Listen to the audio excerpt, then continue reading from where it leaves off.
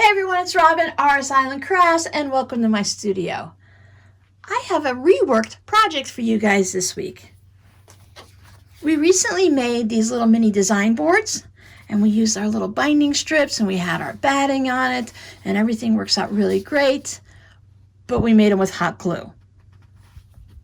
I don't know about you guys, but I really struggled with the hot glue. It made little lumpy spots and my boards were all crooked along. I had to stitch it on the sewing machine, and then when I did the stitching, it didn't line up and things just didn't work out right. So one of our viewers who didn't really like the hot glue idea either, she went on a little bit search and she found something that I didn't find on YouTube. And what she found was an easy way to make these without using any hot glue. So what we're going to need today is we're going to need our foam cord or some thick corrugated cardboard. And then you're going to need some type of batting. I'm using 100% cotton. You want something that's going to hold your fabric. I took a scrap piece of fabric and I went into where I keep all of my different battings and flannels and fleeces and all that. And I put the piece of fabric down and I gave it a little rub, and then I went and I took the piece of flannel or fleece, etc., and I shook it like this. I had some polyester batting that I was hoping I'd be able to use that had this really fuzzy, grippy side, and it was really thin, but when I put my fabric on and I gave it a shake like this, it fell right off. I wanted to use some of my fleece or my flannel, and while the fabric stayed on really well, the colors of the product was just a little bit too much for me, and I didn't want to use a bright orange one or a red one because I knew I would have issues seeing the different things on it. Now, of course, white batting, it makes it a little hard to see white fabric, but I use mostly bright colors or black anyway, so it's okay. The trick to this is going to be the Heat and Bond Ultra Hold. Can you see that this is in a red package? Heat and Bond has different colors for the variety of their projects. This is a blue for iron-on vinyl. The purple is the Heat and Bond Light, and that's what we've been using for our different applique projects. But the red Ultra Hold is meant for no sew. So you just iron it down. So it's supposed to be good for things like patches, denim, leather, suede, appliques, and such like that. But it's going to allow us to put a binding strip down on our little design board without having to use any hot glue. Just remember, you cannot sew through this. If you attempt to sew through it, your needle will go through it. That's not the problem. But there's so much glue on the back of this that it will gum up your needle, and you'll constantly be cleaning your needle like every 3 stitches with an alcohol wipe. So it's really not meant to be sewn through, which is perfect because we don't want to sew on this. I do have a glue stick which helps to hold the batting down. And then I had this fun monkey fabric that I thought would be fun to put around the outside of my little design board. I'm going to be using my little palm mini iron because this one seems to get nice and hot, and it allows us to easily press down without having to hold a really giant heavy iron. We'll be able to hit this in little spots and we'll be able to see what we're doing much easier than if we're using our big iron. Plus, if for whatever reason something accidentally happens and we get any of this on our iron, it'll be on this little iron. The little iron is most likely easier to clean than your big one with all the steam holes and etc. like that. So now we have all of our supplies. Let's get started. This happens to be a leftover piece of the foam core that was just a little chunk at the bottom. So for me, this is 9.5 inches. So whatever size you're going to need for yours, go ahead and cut it that size. I also have a piece of batting that's larger. I use 100% cotton batting, so that's what I'm using here. When we made the first ones, I was thinking, wouldn't it be nice to just add a little bit of glue to hold the batting down? Now I know it's not necessary, but what I did is I cut my batting larger. I didn't want to take out the ruler and cut it precisely and everything like that, so I thought I'd do just like in the video that I have linked down below. Put a little bit of glue stick on it, just enough to hold that batting down.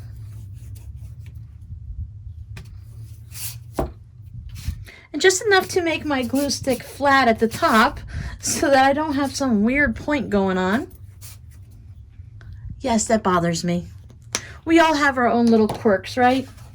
Then I could put my batting down And take my foam core, pop it on there. Just smooth it out really nice. Then I could just take my rotary cutter and just trim right around and get that excess batting off. Of course, you can measure yours perfectly if that's what you prefer. So my binding is cut at 2.5 inches. That's just what I prefer when I make a quilt. This way I can use leftover bits of binding that I might happen to have.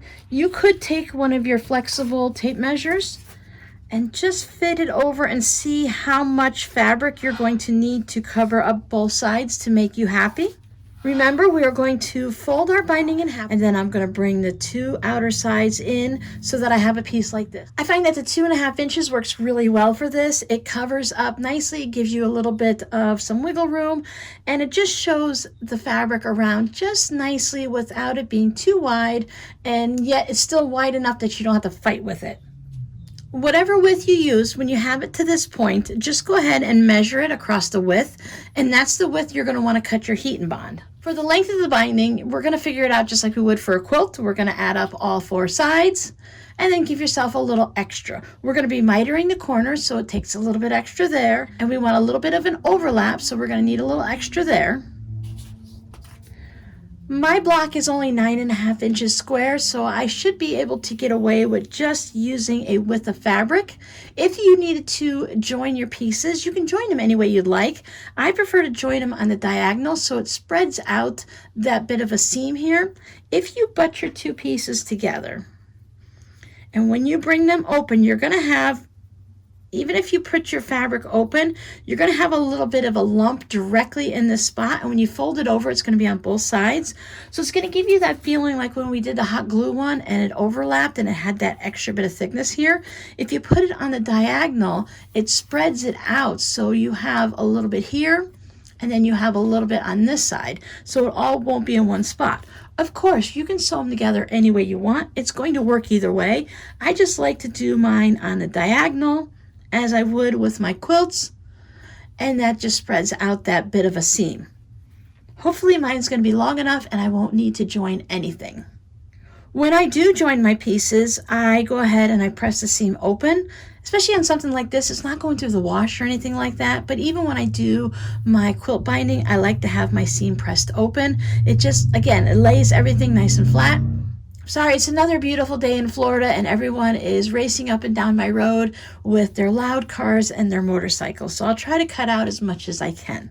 Now, using the Heat and Bond Ultra Hold in the red package, I went ahead and I cut my strips the width of this piece of binding material, so that when I go ahead and I glue this down, I want to make sure that everything is going to be within the fabric. Mine measured 1.25 inches, so I cut mine just the slightest smidge smaller just to ensure that everything stays on my fabric.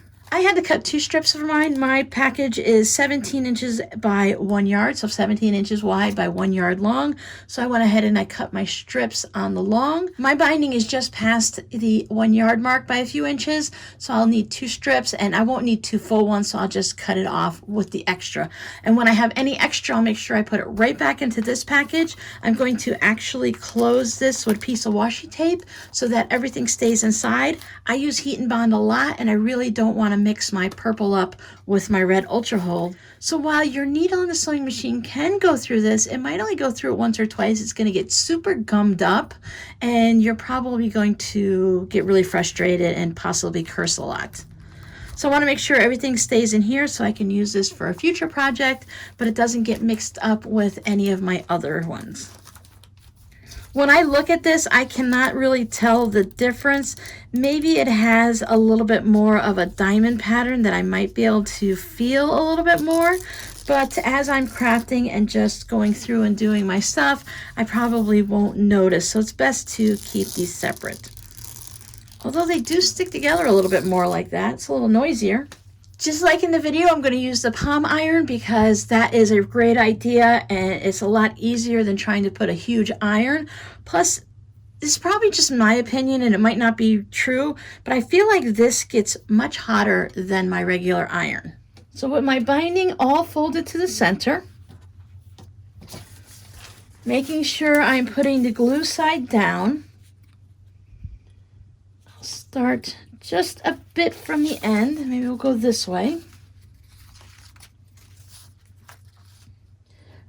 I'm using my old pressing mat, so if I get any of the adhesive on it, I won't be ruining my wool pressing mat. Once we get this first section started, it'll make things go easier.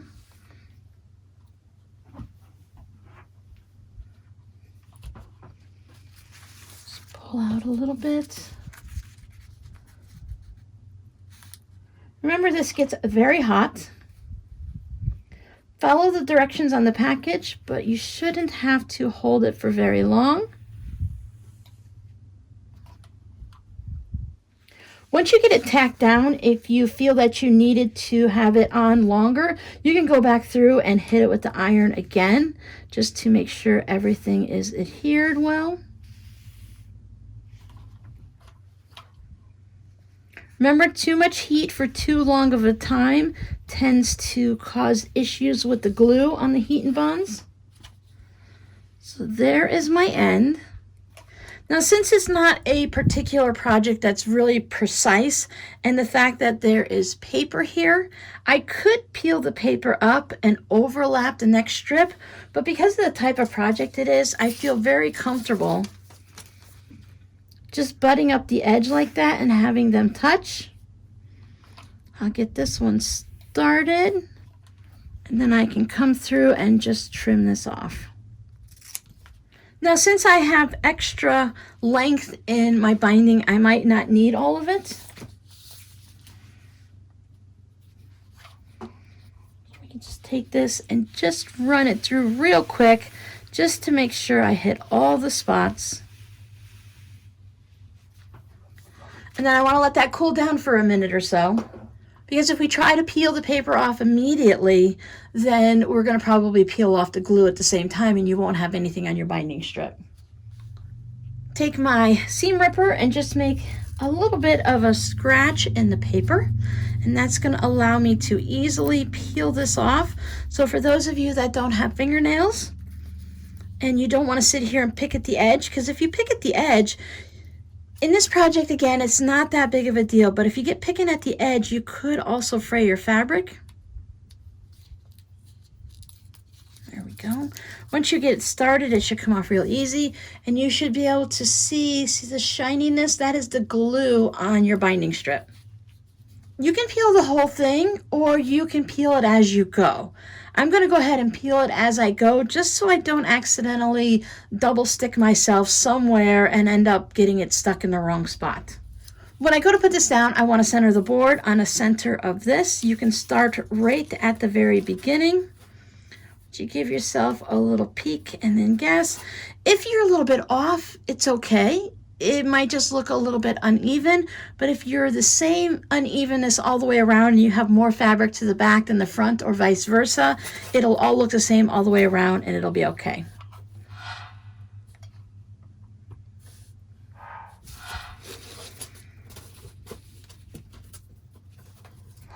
So you can continue to peek underneath and then just go ahead. We're only doing that center section right there. The rest of it might get hot, so don't stick it to your finger, just be careful. We're just going to go around the corner. I'm going to continue peeling it down. See, I think this is where it would be helpful to have, wonder if we can do that a little bit, to have that glue to hold it in a little bit. Oh, look, it did. So I'll peel off this section, take a peek, line it up, and just go ahead. It doesn't take but a few seconds to really adhere it. If you read the directions in the package and follow what it says, you can go ahead by that. Once again, you can hit it again as you go around. But once I fold down the sides, it's going to hold everything in place.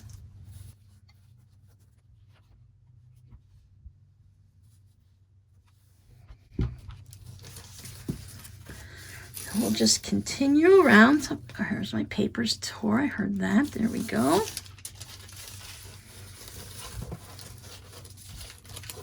Right there at the end. Oh, I've just had the one paper.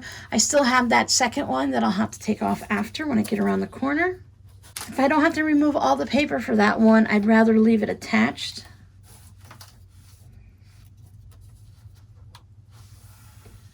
I can always use them on like a fabric postcard, or you can just go ahead and toss it.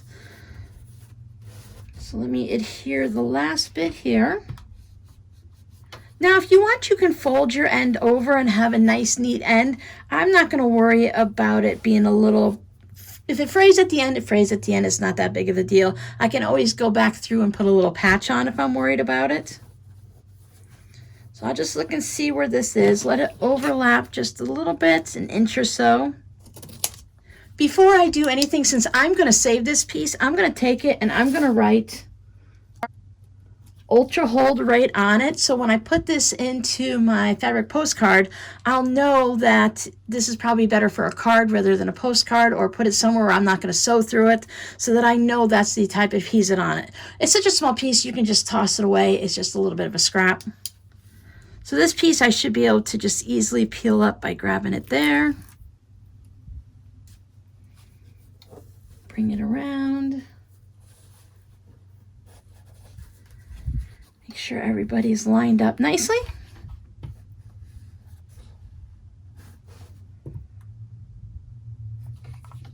I'm going to start on the back. Remember how we practiced on the back before, so that if we have anything that's a little bit wonky, we'll know what not to do when we get to the front. So if I've tucked this under, I can bring this up, press it on there.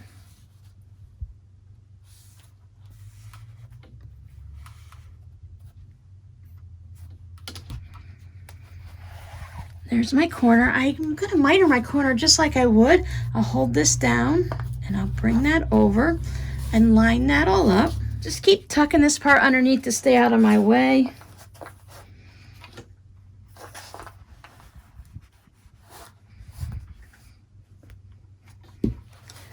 You can already see how neat that's looking versus the way we had it with the hot glue. I know mine was getting kind of wonky, and my thread where I was stitching it would come along this way. Let me show you the corner one more time, and I'll just continue around and do the back. So I just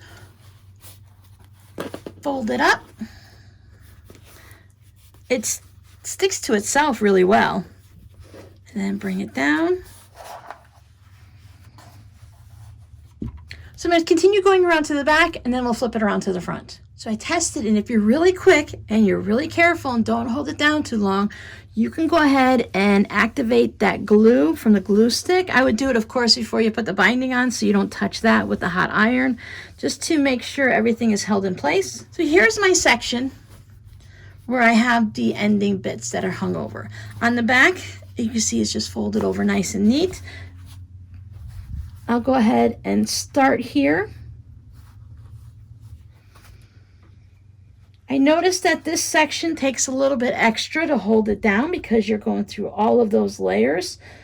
So we have 4 layers of fabric, plus we have the glue and such. You just want to make sure it gets nice and heated up. You can always take another lap around if you notice any spots that aren't being held down really well.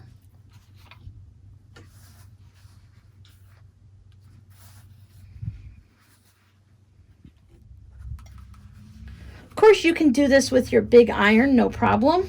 And since it worked out well for me on the back, I'll just keep continuing on. If your mitered corners aren't absolutely gorgeous, it's okay. This is just a design board. Nobody's going to be judging it. There are no pass or fail grades here. If it's done and it holds your fabric for your quilt block, then it's a success. And if you're careful and keep your fingers away from the iron, you won't get any burns like we possibly did, well, like I did with the hot glue. And if your last corner, the one trick that I noticed in the back is don't start too close to the corner here. Otherwise, you'll have a hard time. If this is glued down, you'll have a hard time getting that miter down.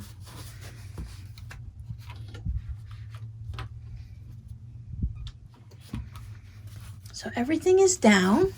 Everything looks much sharper on the back because there is no batting that you're looking at or anything like that. I can see that that pulls my eye, but I'll just go ahead and do a little last lap around just to make sure everybody's on there nice and good. If it comes up later on, you can always try hitting it with the iron again just to see if there's any of the adhesive left. You can always put a little bit of glue underneath, like an Elmer's glue or a fabric tack or something that needs to be held down. But I think that something like this should last you quite a bit of time. And as you can see, the corners, there's just fabric on fabric right there, so there's nothing actually holding that down. If you feel it's necessary, if something keeps popping up on you, you can always either do a little hand stitch or pop a little glue in there and then hit it with your iron. Oh, that's hot. Pop a little glue in there and then hit it with your iron, and that'll hold it down. But I think with just your basic everyday handling that this should hold really well and keep everything nice. And then you have your design boards. So just use it as you would and put your fabric on it and lay it out, and you're just going to be moving it from space to space and stacking them all up. So I feel very confident in saying that this should hold them quite well for a long time coming. Plus, if they get a little dinged and battered or they get bent or something like that, it's such a quick and easy and inexpensive process. Go ahead and just make another one. If you get tired of looking at the monkeys all the time, just make a new one. So your code word for this video will be mini, because I made a mini board using my mini iron. Thanks for hanging out with me. I'll see you guys in the next video. Bye.